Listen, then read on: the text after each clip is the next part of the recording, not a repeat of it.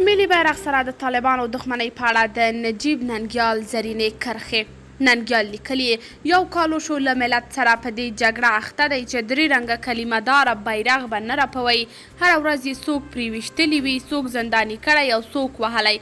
اخر د چا له لاسه به یې اخلي، د چا له بامه به یې راکوز کړې، د چا فیسبوک به وڅاري او څوک به زنداني کوي. د بیرغ سندره به مړه کړې، که شعر به یې ووژنې. هیڅ نشي کولی، هیڅ ملت خپل بیرغ محوه کېدو ته نه پرېږدي. دا جګړه نشئ ګټلی. له ټول ملت سره، له میلیونونو وګړو سره یې هر سهار ماښام اخ و ډب حماقت دی، شرم دی.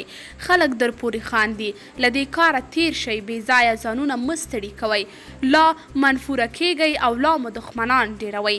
ملي ارزښتونو ته تسلیم شئ، بد به ونه ښکارئ. د ملت برخه به شئ، که نه ځئ په مخه موخه نن یا سبا. بلخوا د جمهوري نظام د ملي امنیت سلاکار حمدالله محب د طالبانو د کندهار جلسې ته په اشارې سره ویلي د طالبانو له څرګندونو چې دوی له وضعیته ناخبره دي، په حکومتدارۍ نه پوهیږي او د واک له بایللو ویره لري. د ملي امنیت شورا پخواني سلاکار حمدالله محب پر خپل ټویټر پاڼه لیکلي چې په افغانستان کې اوسني وضعیت ته په کتو ولس اخر هم د خپلو حقونو د راپورته کېدو لپاره مجبوریږي. نوموړي څو ورځې وړاندې ویلي وو چې له ملي یووالي پرته له اوسني وضعیت څخه د خلاصون بله لاره نشته. قدرمنو کتونکو، تاسې د دې موضوع په هکله څه نظر لرئ؟